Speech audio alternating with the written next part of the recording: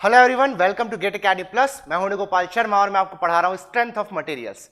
Strength of material के last video में हम लोगों ने जो मॉड्यूल 3 है हमारा वो स्टार्ट किया था, जिसमें हम लोग पढ़ने वाले हैं बीम्स के बारे में। उस वीडियो में हम लोगों ने डिफरेंट टाइप ऑफ सपोर्ट्स के बारे में डिस्कस किया था और डिस्कस किया था कि डिफरेंट टाइप ऑफ बीम्स हम लोग कैसे डिफाइन करते हैं on the basis of types of supports. ठीक है, number of supports and types of supports के बेसिस पे हम डिफाइन कर पाते हैं कि कौन सी बीम को किस नाम से हमको पुकारा जाना है। ठीक है, आज हम देखने वाले इस वीडियो में कि कितने टाइप के यहाँ पर लोड्स होते हैं, फिर उसके साथ साथ हम देखेंगे कि shear force in a beam and bending moment in a beam का मतलब क्या होता है। तो आपको ये वीडियो क्या करना है, एंड तक देखना है ताकि आपकी जितनी भी चीजें हैं, जितने भी कॉन्सेप्ट है, ये बहुत क्लियर हो। आपके जो share force and bending moment का जो कॉन्सेप्ट होता है ये बहुत इंपॉर्टेंट होता है। मैंने प्रीवियसली भी आपको बताया था कि बीइंग अ सिविल इंजीनियर और अ मैकेनिकल इंजीनियर ये आपको आगे आने वाले चैप्टर्स में भी हेल्प करने वाला है, डिफ्लेक्शन वाले चैप्टर में हेल्प करने वाला है। ठीक है, ट्रांसफर शियर स्ट्रेस में आपको ये काम आएगा। बेंडिंग ऑफ बीम के लिए जब हम लोग वहां पर फ्लेक्सर फॉर्मूला देखेंगे, बेंडिंग इक्वेशन जिसको बोलते हैं, उसको जब हम लोग देखेंगे वहां पर भी इसका यूज आने वाला है। तो अगर आपका ये सेगमेंट आपका वीक रह जाता है तो आपको आगे आने वाले चैप्टर से बहुत नुकसान होगा। तो आपको बहुत ही कंसंट्रेशन के साथ एंड तक की वीडियो को देखना है, हर कॉन्सेप्ट को आपको अच्छे से समझना है, अच्छे से नोट्स बनाने हैं ताकि आपको कोई भी डाउट्स ना रहे। ठीक है, तो सबसे पहले देखेंगे हम लोग types of load and then हम लोग देखेंगे shear force and bending moment in a beam. So let's start the video. तो टाइप्स ऑफ लोड हम लोग देखने वाले हैं। सबसे पहले जानते हैं कि बेसिक्स जो इसका यहाँ पर हम लोग क्लासिफिकेशन करते हैं लोड्स का, वो दो फॉर्म में होता है। लोड्स हम जानते हैं क्या होता है। लोड्स यानी कि जो मैकेनिकल फोर्सेस होते हैं, यानी कि ऐसे फोर्स जिसको अप्लाई करने के लिए आपको डायरेक्ट फिजिकल कांटेक्ट की नीड होती है, ऐसे फोर्सेस को हम लोड्स बोलते हैं। ये हम लोग सबसे पहले वीडियोस में हम लोग देख चुके हैं। ठीक है, नाउ लोड्स दो टाइप के होंगे यहां पर आपके लिए। फर्स्ट होगा आपका कॉन्सेंट्रेटेड लोड एंड सेकंड है यहां पर आपके पास डिस्ट्रीब्यूटेड लोड। कॉन्सेंट्रेटेड नाम से ही क्लियर हो रहा है कि ये किसी पर्टिकुलर लोकेशन पे कॉन्सेंट्रेटेड होगा, यानी कि ऐसा भी कह सकता हूं मैं कि यहां पर यानी कि कॉन्सेंट्रेटेड लोड जो होगा वो किसी पर्टिकुलर पॉइंट पे पूरा का पूरा फोकस होगा। तो ऐसे लोड को हम लोग एक और नाम से भी जानते हैं, दैट इज पॉइंट लोड। तो बहुत से स्टूडेंट्स जो हैं इसे पॉइंट लोड ही कहना प्रेफर करते हैं। पॉइंट लोड बहुत ही कन्वीनियंट नाम है, आराम से आप लोग इसे प्रोनाउंस कर सकते हैं, इजी है। सो पॉइंट लोड का मतलब क्या होता है, सिंपल, जब आपका पूरा का पूरा लोड किसी एक पर्टिकुलर पॉइंट पे एक्ट कर रहा हो, एक सर्टेन पॉइंट पे एक्ट कर रहा हो, उस कंडीशन में हम उसे कहते हैं पॉइंट लोड। एग्जांपल देखते हैं यहां पर कैसा दिखेगा ये। तो मैं आपके लिए यहां पर सिंपली सपोर्टेड बीम एक ड्रॉ कर रहा हूं। This is a simply supported beam. ये वाला एंड जो है this is hinge support and this is a roller support. Now ये जिस बीम की हम लोग बात कर रहे हैं, इसकी जितनी लेंथ होती है L length, this is known as span. इसको स्पैन के नाम से भी जाना जाता है, बीम की जो लेंथ होती है। ओके, नाउ यहां पर कॉन्सेंट्रेटेड लोड को अगर मैं बीम के बीचों बीच अप्लाई करता हूं, यानी कि लेफ्ट हैंड साइड से एंड राइट हैंड साइड से इक्वल डिस्टेंस पे अप्लाई करता हूं, that will be L/2। Okay, now ऐसे केस में ये जो कॉन्सेंट्रेटेड लोड है that is known as the centric load, that is acting at the mid span। दूसरा, इसमें मैं अप्लाई कर सकता हूं इसको इस तरह से, सेम कंडीशन में आप देख सकते हैं, इसको किसी भी दूसरी लोकेशन पे, दैट इज इसेंट्रिक कंडीशन में मैं इसको अप्लाई कर सकता हूं। E is the eccentricity of this load for a given span L of the beam। तो पॉइंट लोड आपको यहां से क्लियर हो रहा है कि किसी पर्टिकुलर लोकेशन पे अगर आपका पूरा का पूरा लोड एक्ट कर रहा होगा, इसका यूनिट क्या होगा, इसका यूनिट होगा किलो न्यूटन और न्यूटन। ठीक है, something like this. MKS unit में अगर आप लोग टिमोशेंको यंग की बुक प्रीफर कर रहे हैं तो आपको यहां पर केजीएफ भी देखने को मिलेगा। ठीक है, KGF that is kilogram forces. ठीक है, तो यहां पर आपके पास जो लोड है उसकी पॉसिबल लोकेशंस आपको यहां पर समझ आ रही है। एक तो हो सकता है आपका जो पॉइंट लोड है वो मिड स्पैन पे एक्ट कर रहा हो, बीम के बीचों बीच एक्ट कर रहा हो सकता है, और बीम के बीच में एक्ट ना करके किसी इसेंट्रिक लोकेशन पे एक्ट कर रहा हो, तो इसको हम बोलते हैं कॉन्सेंट्रेटेड लोड। ओके, तो नाम से क्लियर हो गया होगा आई थिंक कि किसी पर्टिकुलर पॉइंट पे जब पूरा का पूरा मैग्नीट्यूड यहां पर कॉन्सेंट्रेटेड होता है। देन डिस्ट्रीब्यूटेड लोड, तो जब उसके नाम से क्लियर हो रहा है डिस्ट्रीब्यूटेड लोड, यानी कि जो आपके पास बीम की स्पैन अवेलेबल है, यहां पर आपका L जो है that is the span of beam. So there is a possibility, जैसे यहाँ पर भी दो पॉसिबिलिटी थी, दो पॉसिबिलिटी हमने देखी कि आपका जो पॉइंट लोड है किसी भी बीम के एग्जैक्ट सेंटर पॉइंट पे एक्ट कर रहा होगा या फिर सेंटर पे ना एक्ट करके कहीं दूसरी जगह एक्ट कर रहा होगा। यहाँ भी हमने दो पॉसिबिलिटी देखी। वैसे डिस्ट्रीब्यूटेड लोड में भी दो पॉसिबिलिटी होगी। डिस्ट्रीब्यूटेड लोड का क्या मतलब होता है, नाम से क्लियर, जो लोड आपके बीम के सर्टेन लेंथ या इंटायर लेंथ तक के फैला हुआ होगा, ऐसे लोड को मैं डिस्ट्रीब्यूटेड लोड बोलूंगा।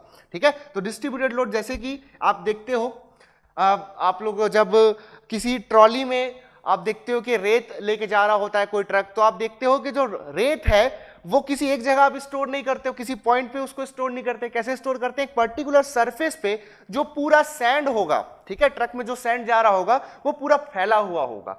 तो जो पूरा लोड है यहाँ पर, ठीक है, जो पूरा लोड है सैंड का, वो एक पॉइंट पे ना करके एक पर्टिकुलर लेंथ तक, एक पर्टिकुलर एरिया में वो फैला हुआ है। तो ऐसे केस में जब लोड आपका किसी एक जगह स्टोर ना हो करके एक स्पैन में, एक एरिया में जब डिस्ट्रीब्यूट हो जाता है, फैल जाता है, तो उसको बोलते हैं डिस्ट्रीब्यूटेड लोड। ठीक है, तो यहां पर मैंने क्या शो किया है, यहां फर्स्ट आपको सिचुएशन शो करी है जहां अगर आपके पास L जो है वो बीम की लेंथ है, बीम यहां पर सिंपली सपोर्टेड भी हो सकती है, एनी काइंड ऑफ बीम आप ले सकते हैं एज एन एग्जांपल। मैं यहां पर आपके लिए simply supported beam as an example ले रहा हूं। तो एक पॉसिबिलिटी है कि जो पूरा डिस्ट्रीब्यूटेड लोड है वो पूरे स्पैन में फैला हो सकता है। दूसरा क्या पॉसिबिलिटी है आपके पास कि एक सर्टेन रेंज तक के फैला हो सकता है। दैट इज, अगर ये आपको इसको आप एक्स डायरेक्शन बोलते हो, ये है आपका x equal 0, this is x equal to L if L is the length of beam, okay, then at a particular distance there is a distributed load। तो लोड यहां पर जो है x इक्वल टू 0 से x equal to let's say a तक के फैला हुआ है।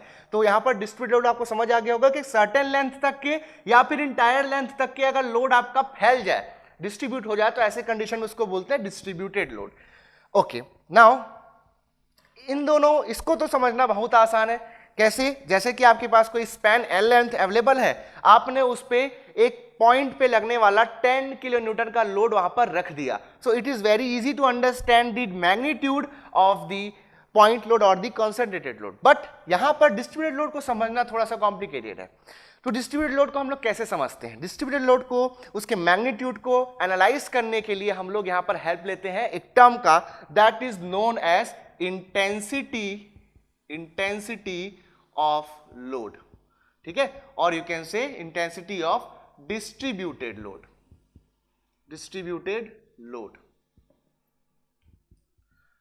सो व्हाट डज इट मीन?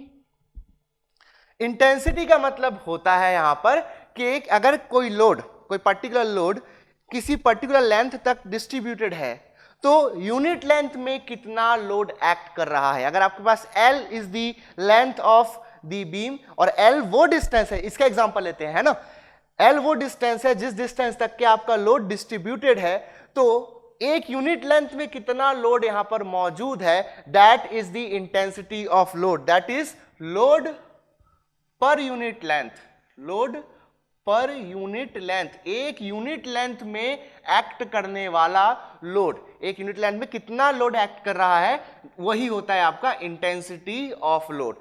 तो लोड यानी कि फोर्स, फोर्स की यूनिट क्या होगी, न्यूटन होगी, per unit length that is metre. So newton per metre is the unit of intensity of load, और इसका सिंबल होता है W, W newton per metre. अगर आप किलोमीटर में लिखना चाहें तो लिख सकते हैं kilo newton per metre. Okay, so this is the intensity of load. Now concentrated load तो इतने में कंप्लीट हो जाता है, लेकिन डिस्ट्रीब्यूटेड लोड की जब हम लोग बात करते हैं, मैंने बात की इस इंटेंसिटी के बारे में कि इंटेंसिटी क्या बताएगी, लोड पर यूनिट लेंथ के बारे में आपको बताएगी कि एक यूनिट लेंथ में कितना लोड यहां पर एक्ट कर रहा है। तो डिस्ट्रीब्यूटेड लोड को हम लोग फर्दर और क्लासिफाई कर सकते हैं। ठीक है, तो अब देखते हैं हम लोग डिस्ट्रीब्यूटेड लोड का क्लासिफिकेशन।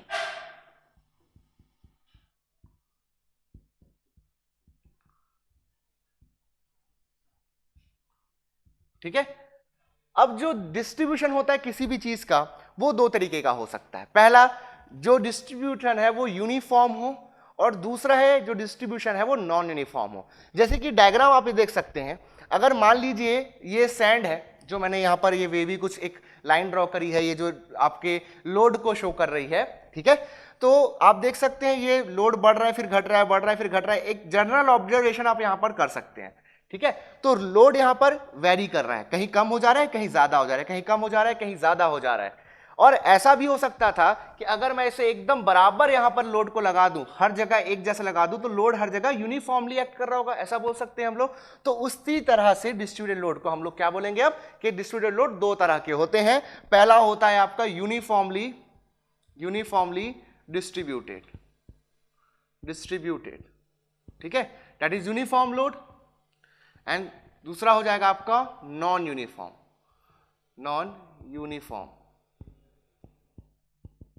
ठीक है, नॉन यूनिफॉर्म लोड, ठीक है।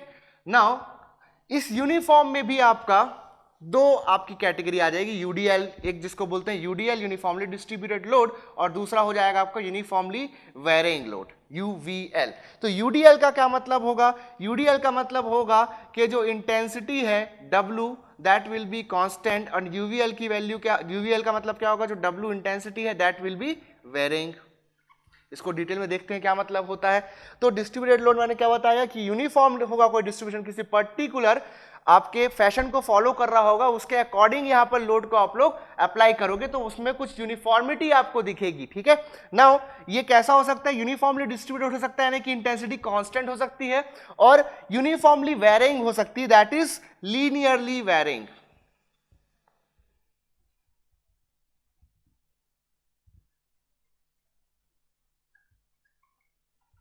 लीनियरली वेरिंग आपको यहां पर दिख सकता है लोड। तो दो तरह के यहां पर डिस्ट्रीब्यूटेड लोड हो गया, एक हो गया यूनिफॉर्मली डिस्ट्रीब्यूटेड लोड, एक हो गया यूनिफॉर्मली वेरिंग लोड। अब इसको समझने के लिए, uniformly distributed load and non uniform load को समझने के लिए हम लोग हेल्प लेंगे एक डायग्राम का, that is known as load distribution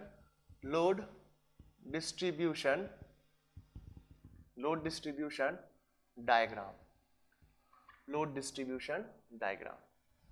तो लोड डिस्ट्रीब्यूशन डायग्राम प्लॉट होता है कभी भी जो स्पैन ऑफ द बीम है that is x let's say, ठीक है, and the intensity of load,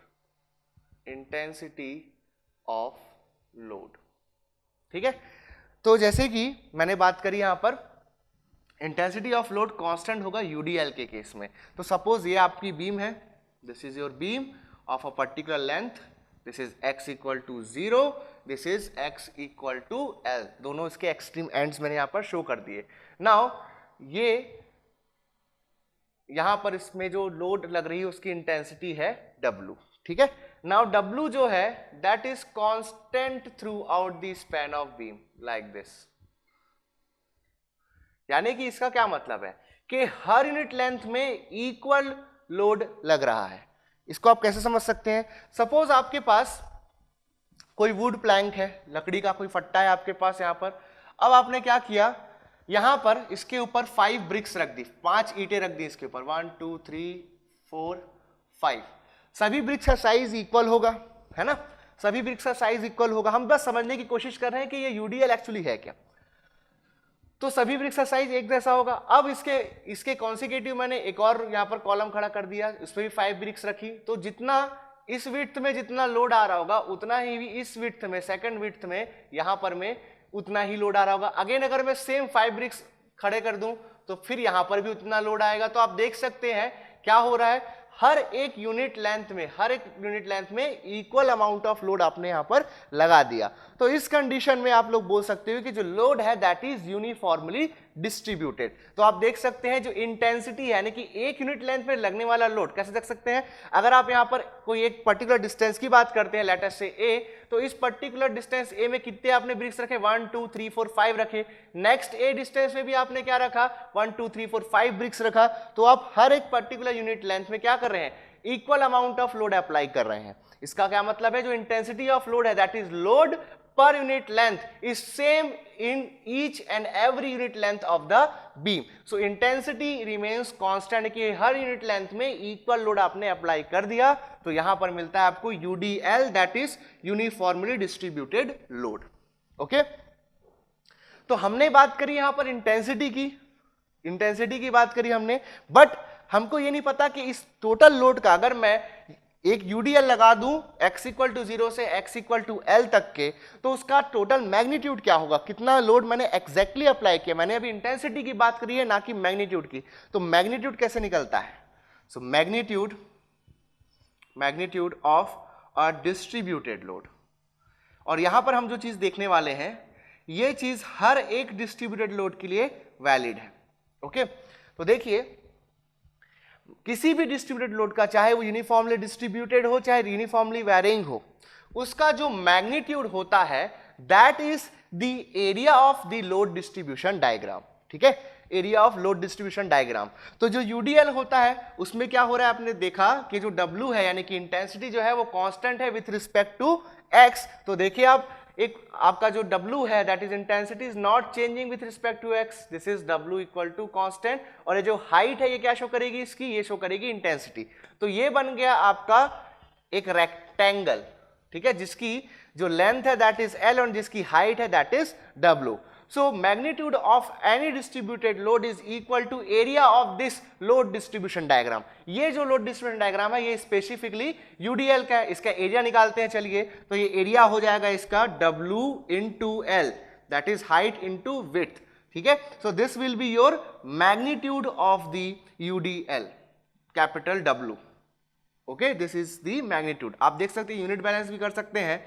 इसकी यूनिट क्या होगी, इंटेंसिटी है, लेटर से ये है किसमें है, न्यूटन्स में, तो न्यूटन पर मीटर होगा।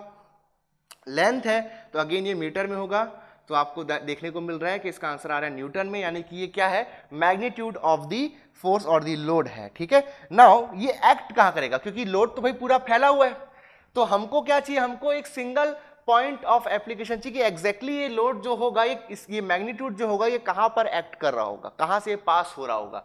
तो ये पास होता है, ये जो डायग्राम है that is load distribution diagram, उसके सेंट्रॉइड से यहां पर पास होगा। सेंटर नहीं बोलना है हमको, क्या बोलना है, सेंट्रॉइड बोलना है। तो ये रेक्टेंगल है आपका जिसकी लेंथ L है एंड हाइट जो है that is W।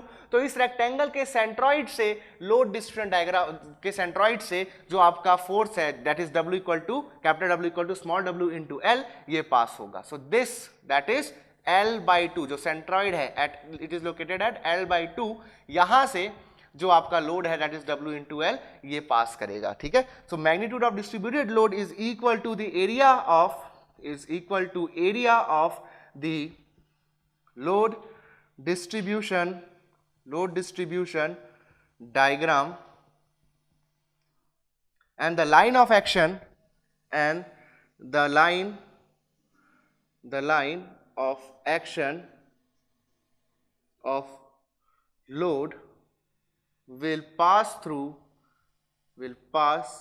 through the centroid of load distribution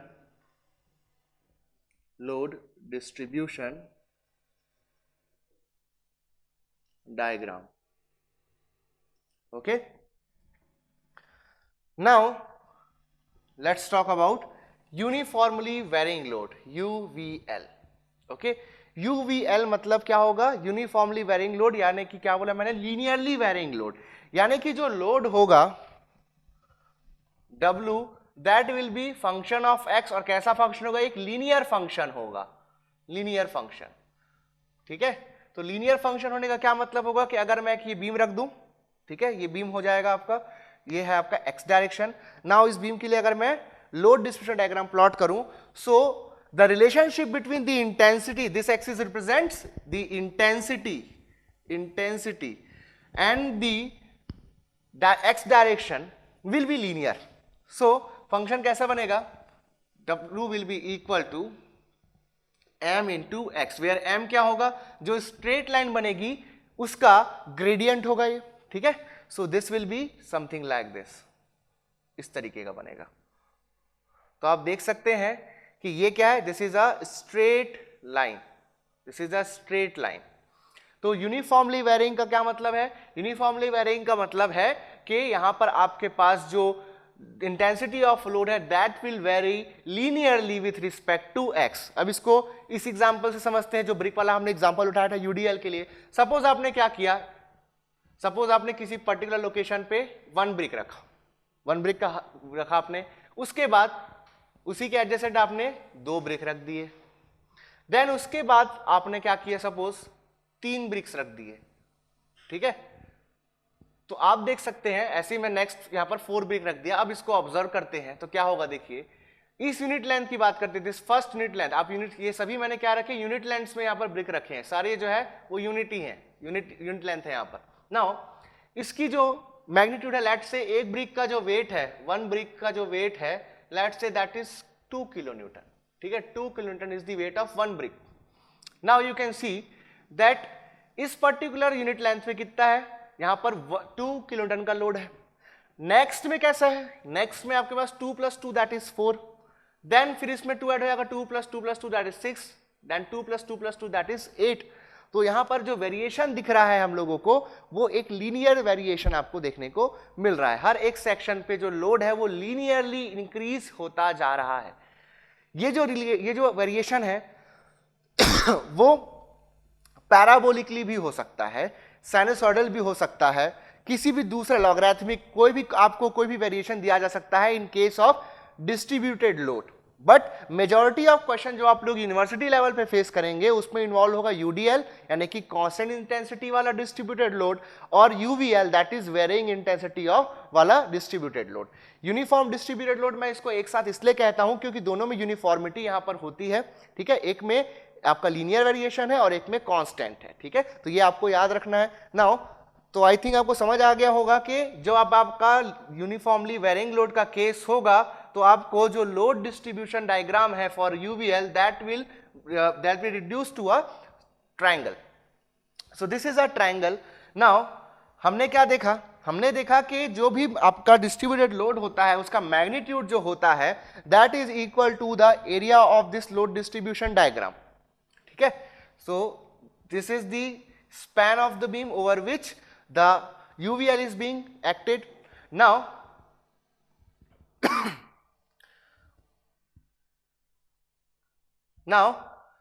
यहां पर हम लोग इसका मैग्नीट्यूड फाइंड आउट करने चाहते हैं तो क्या करना पड़ेगा, हमको निकालना पड़ेगा इसका एरिया।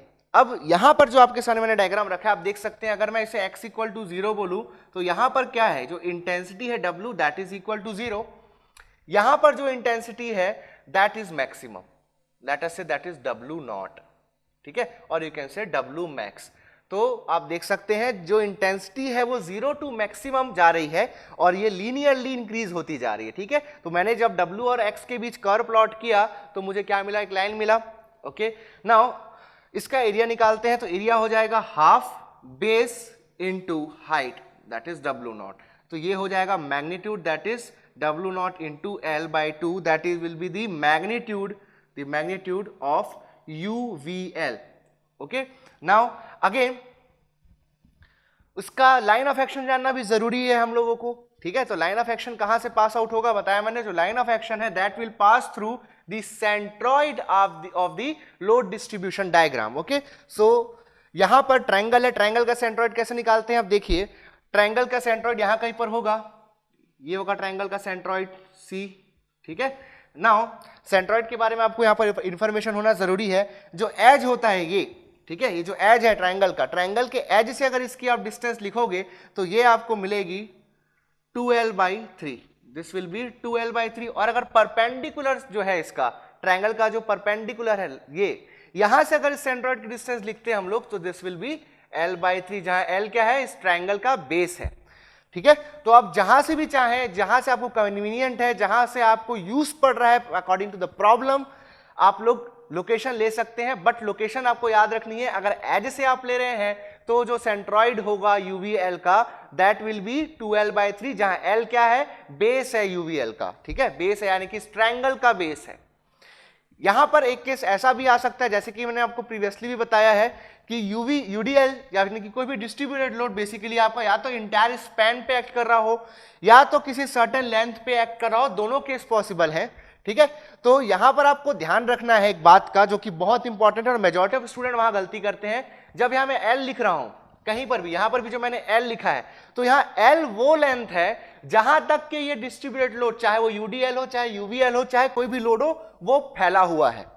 ठीक है। ये L जो है ये टोटल स्पैन ऑफ बीम हो ऐसा जरूरी नहीं है। यहां पर जो आपके सामने क्वेश्चन है इसमें जितनी लंबी बीम है उसकी पूरी लंबाई तक के आपका डिस्ट्रीब्यूटेड लोड यहां पर आपने अप्लाई किया है। यहां पर भी सेम वही चीज आपने फॉलो करी है, बट ऐसा हो सकता है कि ये UDL पूरे स्पैन पे ना हो और ये UVL पूरे स्पैन पे ना हो, तो उस कंडीशन में क्या करना है, उस कंडीशन में आपको ये करना है कि जो यहाँ L है that will be the length of UDL और UVL। ओके, तो याद रखना है यहां जो हम लोग फॉर्मूले में जो मैग्नीट्यूड में यहां पर मैंने W इंटू एल लिया, यहां W naught into L by 2 लिखा है, तो ये जो L होता है that is the length up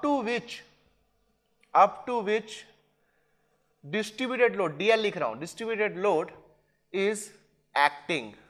okay, तो ये बहुत इंपॉर्टेंट पॉइंट बनता है यहां पर, जो कि आपको याद रखना है कि जो L आप लेते हो कभी भी इन फॉर्मुलों में, वो L बीम की लेंथ नहीं होती है, वो L वो लेंथ होती है जिस लेंथ तक आपका जो भी डिस्ट्रीब्यूटेड लोड है, जिस भी तरीके का डिस्ट्रीब्यूटेड लोड है वो एक्ट कर रहा होता है। ठीक है, so this was about the distributed load and the concentrated load. तो आई थिंक जो मैंने आपको यहां पर समझाया है अच्छे से समझ आपको आया होगा। तो हमने डिफरेंट टाइप्स ऑफ लोड यहां पर देखे, that is point load and distributed load. Now अब हम लोगों को यहां पर देखना है shear force, that is SF से लिखते हैं इसको, share force and bending moment in a beam. Okay, तो इसको थोड़ा सा अच्छे से समझना जरूरी है। देखिए हमारे पास जो भी बीम्स हो, चाहे वो आपके पास कोई कैंटिलीवर बीम हो या आपके पास कोई सिंपली सपोर्टेड बीम हो लाइक दिस। ओके, अब यहां पर आप कोई भी लोड ऐड करा दीजिए। यहां पर मैंने क्या ऐड करा दिया, एक पॉइंट लोड ऐड करा दिया, यहां पर आप एक UDL ऐड करा दिए। ठीक है, मैंने इसमें भी ऐसा कुछ UDL ऐड करा दिया। ठीक है, अब आप देखेंगे कि ये जो बीम है ये अपनी जगह से मूव नहीं हो रही है, ये डिफॉर्म होगी क्योंकि ये सारी जो है रेजिस्टेंट बॉडी है, डिफॉर्मेबल बॉडीज है, इस पे लोड लगेगा तो डेफिनेटली आपको कुछ ना कुछ डिफॉर्मेशन देखने को मिलेगा इन फॉर्म ऑफ बेंडिंग, जिसको हम लोग आने वाले मॉड्यूल में डिस्कस करने वाले हैं कि कैसे बेंडिंग हम लोग ऑब्जर्व करते हैं, बेंडिंग कारण किस तरह के स्ट्रेसेस आते हैं, डिफ्लेक्शन क्या होता है, वो सब हम लोग आगे देखेंगे। तो आप उस डिफॉर्मेशन की बात अब मत करो, तो आप देखोगे अगर आप इसका फ्री बॉडी डायग्राम बनाओगे तो आपको समझ आएगा कि ये जो सपोर्ट है ये क्या कर रहा है। सपोर्ट का काम है कि जो भी लोड एक्ट कर रहा है उसके अगेंस्ट रिएक्शन प्रोड्यूस करना, यानी कि जब आप एक्शन कर रहे हो, लोड अप्लाई कर रहे हो, तो उसके अगेंस्ट सपोर्ट क्या करेगा, रिएक्शन देगा according to the third law. Now ये जब रिएक्शन मिलेगा तो उससे क्या होगा, जो भी रिएक्शन मिल रहा होगा हमको उसके कारण यहां पर जो भी नेट फोर्सेस हो जाएंगे, net force F net will be equal to 0। Net force यहां पर 0 हो जाएगा, यहां पर नेट मोमेंट्स यहां पर 0 होंगे, summation of M will be equal to 0। तो इस कंडीशन में आपको समझ आ रहा है क्योंकि बीम अपनी जगह से मूव नहीं कर रही है, डिफॉर्म हो रही है, तो इस कंडीशन में यहां पर जो बीम है ये हमेशा स्टैटिक इक्विलिब्रियम में रहेगी। स्टैटिक इक्विलिब्रियम, स्टैटिक इक्विलिब्रियम का कंडीशन हम जानते हैं, हम लोग मैकेनिक्स में पढ़ते हैं कि अगर मैं किसी प्लेन स्ट्रक्चर की बात करूं, प्लेन स्ट्रक्चर क्या होता है जिसको आप लोग किसी 2 डायमेंशनल प्लेन में प्लॉट करके स्टडी करते हैं, तो ये प्लेन में मैं यहां पर इसको ड्रॉ करता हूं। हम लोग जितने भी पढ़ेंगे इस सब्जेक्ट में सारे यहां पर 2 डायमेंशनल होंगे। ठीक है, एक्स एंड वाई डायरेक्शन लेंगे या तो मैं वाई एंड जेड डायरेक्शन लूंगा। ठीक है, तो इस प्लेन में मैं इसको प्लॉट करूंगा। तीसरा एक्सिस भी हम लोग यहां पर यूज करेंगे एक्स वाई जेड। जेड के अबाउट आप लोग को यहां पर मोमेंट्स देखने को मिलेंगे। ठीक है, मोमेंट्स यानी कि फोर्स इनटू डिस्टेंस जो आप लोग देखते हैं वो आपको देखने को मिलेगा। तो स्टैटिक इक्विलिब्रियम की कंडीशन क्या कहती है कि इस पर्टिकुलर बीम में, चाहे कैंटिलीवर हो, चाहे सिंपली सपोर्टेड हो, चाहे फिक्स बीम हो, चाहे यहां पर आपके पास कंटिन्यूअस बीम हो, किसी भी तरह की बीम क्यों ना हो, अगर स्टैटिक इक्विलिब्रियम में है तो उसमें summation of forces in x direction, summation of forces in y direction, summation of forces in z direction should be equal to 0। Also क्या होने चाहिए, क्योंकि यहां पर क्या है, ये जो फोर्सेस है दे आर नॉन कॉन्करेंट, ये कॉन्करेंट फोर्सेस नहीं है, एक सिंगल पॉइंट से यहां पर पास नहीं हो रहे हैं, ये कोप्लेनर फोर्सेस है। तो कोप्लेनर फोर्सेस है तो डेफिनेटली फोर्सेस मोमेंट भी प्रोड्यूस करेंगे, तो सारे एक्सिस के अबाउट इन फोर्सेस का जो मोमेंट है वो भी 0 होना चाहिए, कि summation of mx should be equal 0, यानी कि summation of all the forces, all the loads about the x direction should be equal to 0. summation of all the loads about y direction should be equal to 0, summation of all the forces about z direction should be equal to 0। अगर ये पूरी की पूरी condition satisfy हो रही हैं तो ये बीम आपका स्टैटिक इक्विलिब्रियम की कंडीशन में है, और बीम्स जो है वो स्टैटिक इक्विलिब्रियम की कंडीशन में होना ही चाहिए, क्योंकि जो बीम है वो कभी भी मूव नहीं करती, कोई भी डिस्टर्बिंग फोर्स वहां पर नहीं होता है। ठीक है, सारे के सारे जो लोड्स लग रहे होते हैं वो किसी ना किसी रिएक्शन के थ्रू काउंटर कर लिए जाते हैं, और net force acting on the beam जो होता है वो हमेशा जीरो होता है, net moment acting on the beam जो होता है वो भी हमेशा जीरो होता है। So this is about beam. तो अब मैं अगर इसमें स्टैटिक इक्विलिब्रियम की कंडीशन बीम में लगा रहा हूं तो मुझे तो समझ आ रहा है कि भाई यहां पर कोई भी डिस्टर्बिंग फोर्स नहीं है, कोई भी बेंड यहां पर मूवमेंट नहीं है। ठीक है, ये मुझे स्टैटिक इक्विलिब्रियम की कंडीशन से देखने को मिल रहा है। तो क्या किया जाता है, क्या अप्रोच हमको लेना होता है shear force and bending moment को फाइंड आउट करने के लिए? तो वो अप्रोच ये होता है कि आपको ध्यान रखना है shear force and bending moment entire beam के लिए कभी भी नहीं निकाली जाती। Shear force and bending moment हमेशा निकाला जाता है एट अ सेक्शन। तो इसको बोलते हैं shear force and bending moment at a section. ठीक है, तो क्योंकि अगर मैं पूरी बीम के लिए अगर निकालता हूं तो पूरे बीम के लिए मुझे क्या होगा, क्योंकि पूरा का पूरा बीम स्टैटिक इक्विलिब्रियम में है, अगर मैं पूरे बीम के लिए एनालाइज करता हूं कि हर एक फोर्स हर एक मोमेंट को अगर मैं अकाउंट करता हूं then I will get these results. यानी कि मुझे फोर्सेस हमेशा क्या दिखेंगे, जीरो दिखेंगे, मोमेंट्स हमेशा क्या दिखेंगे, जीरो दिखेंगे। दैट्स व्हाई एक पर्टिकुलर सेक्शन की बात करते हैं, जैसे कि मैं यहां पर चला गया, ये कोई सेक्शन है, लेट अस सी ये x इक्वल टू 0 है, this is x equal to l। Okay, so this is a particular section located at x distance from the free end of the cantilever. Okay, तो यहां पर मैं यहां तक के लोड्स का कंसिडरेशन करूंगा, तो वो होगा आपका share force and bending moment at a section. तो शेयर फोर्स क्या होता है उसको समझते हैं, बेंडिंग मोमेंट क्या होता है उसको समझते हैं, देन देखेंगे कि किसी बीम में इसको हम लोग कैसे एनालाइज करते हैं। तो बेसिकली शेयर फोर्स क्या होता है, शेयर फोर्स के बारे में सबसे पहले देखते हैं। ओके, तो देख सकते हैं यहाँ पे दोनों डायग्राम को, दोनों लोड्स हैं। लोड्स ग्रेविटी के कारण हमेशा कैसे एक्ट करेंगे, या नीचे की तरफ एक्ट करेंगे।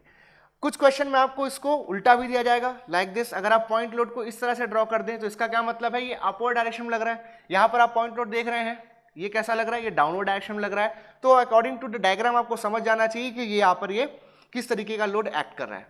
ठीक है, सो मैंने यहाँ पर एक यूनिफॉर्मली डिस्ट्रीब्यूटेड लोड ड्रॉ किया है। जो सिंबल्स हैं और क्या क्या कंसीडरेशन है वो वीडियो के एंड में हम लोग एक बार और डिस्कस करेंगे। ओके, नाउ यहाँ पर मैंने एक पॉइंट लोड लगा दिया, ये अपवर्ड है।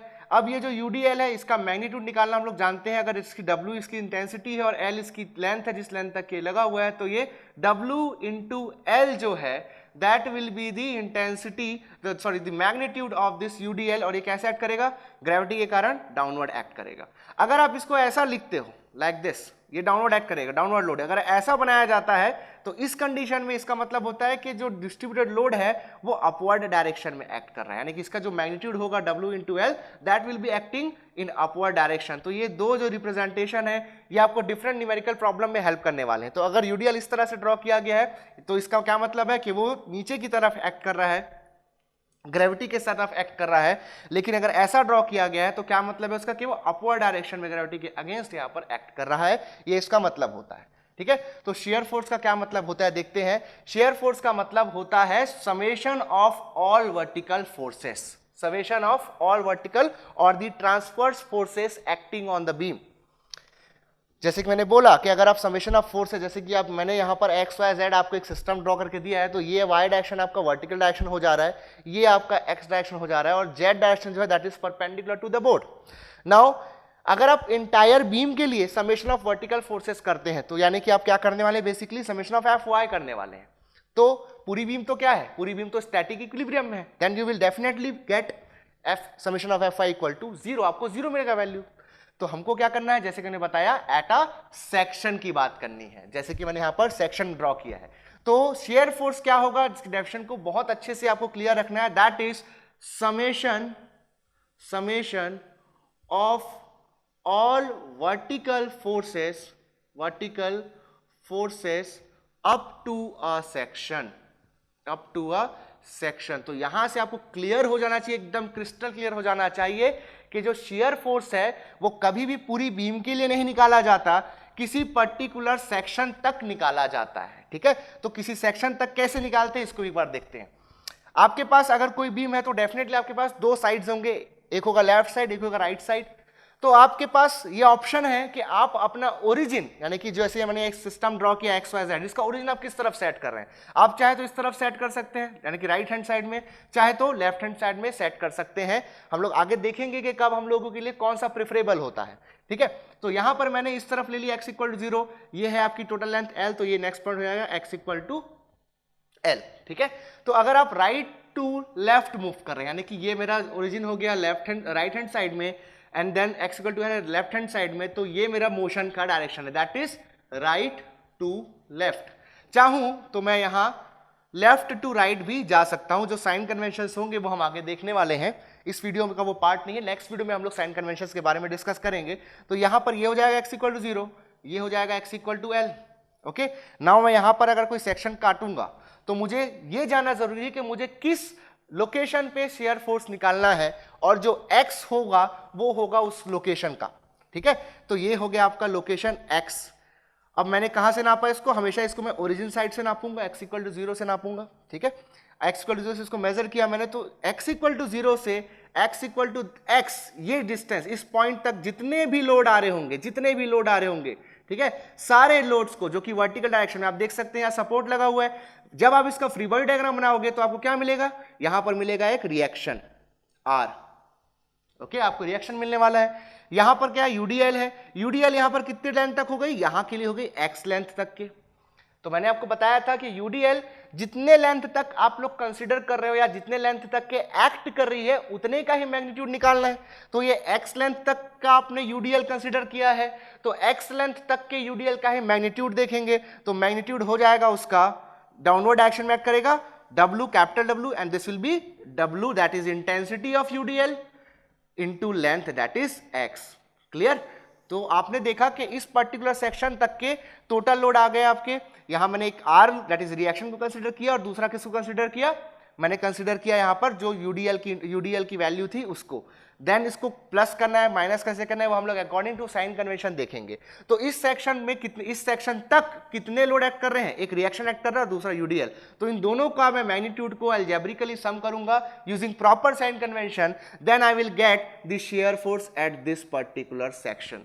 ठीक है, तो आई होप आपको समझ आ गया हो कि summation of all vertical forces up to a section का क्या मतलब होता है। और हमेशा याद रखना है कि शियर फोर्स को हम लोग अप टू अ सेक्शन ही डिफाइन कर सकते हैं। अगर पूरी कंप्लीट बीम के लिए मैं लिखूंगा summation of all vertical forces, then I will be getting 0। Now let's talk about bending moment, BM, bending moment. What is bending moment? जब भी हम लोग किसी भी डिफॉर्मेबल बॉडी, रेजिस्टेंट बॉडी के ऊपर कोई भी फोर्स अप्लाई करते हैं, उसको बेंड करने की कोशिश करते हैं, तो इट विल डिफॉर्म। और वो डिफॉर्म क्यों होगा? Just because of this bending moment. So किसी भी मोमेंट, फोर्स के मोमेंट के कारण कोई भी बॉडी बेंड होने की टेंडेंसी करती है। ठीक है, या तो बेंड हो जाती है या तो बेंड होने की कोशिश करती है। तो उस बेंडिंग मोमेंट का मैग्नीट्यूड फाइंड करना और सेंस फाइंड करना कि वो क्लॉकवाइज मैनर में है या फिर एंटी क्लॉकवाइज मैनर में है, वो आप लोग के लिए बहुत जरूरी है। तो इसको भी कैसे निकालेंगे? इसको भी हम लोग निकालेंगे कैसे? इस टेक्निक से, that is up to a section वाल टेक्निक से। तो इसका डेफिनेशन देखते हैं क्या होगा। Summation of all vertical forces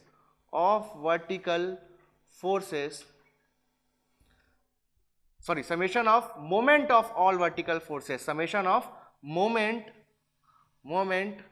of all vertical forces up to a section is known as the bending moment at that section। ठीक है, अगर आप यहां पर फिर से अगर पूरी बीम को कंसीडर कर लेंगे, जैसे आपने इस पूरे बीम का कंसीडर कर लिया, मोमेंट निकालना है आपको, तो मोमेंट कैसे निकालेंगे इसका देखिए। आपका जो बीम में जो भी फोर्स लग रहा है, जैसे कि आप चाहे कैंटिलीवर को कंसीडर कर लीजिए, चाहे आप सिंपली सपोर्टेड वाला जो मैंने एग्जांपल दिया उसको कंसीडर कर लीजिए।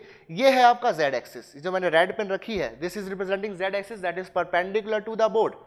एनी लोड, चाहे वो यहाँ UDL दिख रहा हो आपको, चाहे आप पॉइंट लोड दिख रहा हो आपको, दोनों लोड जो है इस बीम को कौन से एक्सिस के अबाउट रोटेट करने की कोशिश करें, आप देखेंगे तो आप पाएंगे कि जेड एक्सिस के अबाउट ये जो लोड्स हैं वो इस बीम को रोटेट करने की कोशिश कर रहे हैं, यानी कि जो बेंडिंग मोमेंट है वो मुझे निकालना होगा किसके अबाउट, जेड एक्सिस के अबाउट, क्योंकि जो बीम है that is trying to rotate about z axis. अगर मैं सिस्टम ऑफ कोऑर्डिनेट चेंज कर दूं, यहां y लिख दूं, यहां x लिख दूं, यहां पर अगेन सॉरी यहां पर आपका z लिख दूं, यहां y लिख दूं, यहां x लिख दूं, देन अगेन आप कह पाओगे कि अगर ये वाला x एक्सिस है दैट इज ये x एक्सिस है, तो आप कह सकते हो कि ये जो पूरा का पूरा जो फोर्स सिस्टम है that is trying to rotate the beam about this x axis. ठीक है, तो फिलहाल के लिए हमारा जो ये बोर्ड के परपेंडिकुलर जो एक्सिस है दैट इज z एक्सिस, तो जितने भी लोड्स यहां एक्ट कर रहे हैं they are trying to rotate the beam about this z axis. तो अगर मैं पूरे बीम को कंसीडर कर लूं एक साथ, सेक्शन को कंसीडर ना करूं, तो क्या मुझे मिलेगा, summation of mz is equal to 0 मिल जाएगा, यानी कि there will be no such bending moment. But ऐसा है नहीं, तो क्या करना होगा मुझे, अप टू अ सेक्शन मुझे यहां पर देखना होगा। तो जैसे कि मैंने यहां पर देखा अप टू अ सेक्शन, तो इस सेक्शन पर मैं क्या करूंगा, इस सेक्शन तक अप टू यानी कि ओरिजिन से इस सेक्शन तक के भी जितने भी फोर्सेस है, जितने भी लोड्स हैं, वो सभी का मैं मोमेंट निकालूंगा।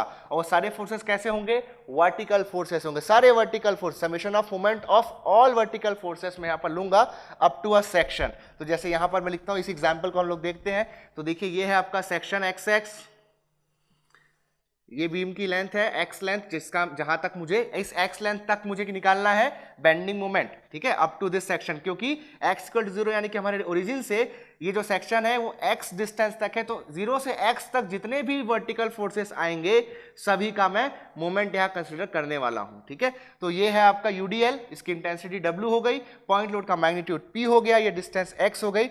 तो यहां पर जो बेंडिंग मोमेंट आने वाला है उसका मैं मैग्नीट्यूड लिख देता हूं आपके लिए। आप देखते हैं ये फोर्स है, फोर्स इंटू डिस्टेंस होता है मोमेंट। ठीक है, मोमेंट निकालना आना चाहिए सभी को, मोमेंट होता है आपका force into distance, F into D. ठीक है, this is a vector quantity. तो फोर्स हो गया आपके पास P इंटू डिस्टेंस हो गया यहाँ पर x। ठीक है, देन ये जो आपका UDL है इसका भी जो सेंस होगा कैसा होगा, नीचे की तरफ एक्ट कर रहा है। ठीक है, डाउनवर्ड एक्ट करेगा। मैंने आपको बताया है कि ये वाला जो आपके सिंबल, ये आपका जो रिप्रेजेंटेशन, इससे आपको समझना है कि ये नीचे एक्ट कर रहा है या ऊपर की तरफ एक्ट कर रहा है, तो नीचे की तरफ एक्ट कर रहा है। देन मैंने बताया था कि डिस्ट्रीब्यूटेड लोड के लिए दो चीजें आपको याद रखनी है, चाहे कोई भी हो, चाहे UDL हो चाहे UVL हो, आपको उसकी मैग्नीट्यूड की बात करनी है, देन उसकी लोकेशन यानी कि लाइन ऑफ एक्शन कहां से पास आउट होता है उसकी बात करनी है। तो हमने कितना कंसीडर किया, हमने किया x लेंथ का UDL कंसीडर किया, हमने x लेंथ का UDL कंसीडर किया, तो वो कहां से पास आउट होगा, इस x डिस्टेंस का जो सेंटर होगा, सेंट्रॉइड होगा, वहां से पास होगा। मैग्नीट्यूड कितना होगा इसका, ये हो जाएगा W is equal capital W, that is magnitude is equal to small w into x, this will be the magnitude। ये है इसका line of action, line of action कहां से पास होगा, ये होगा UDL के सेंटर से, that is x/2 से।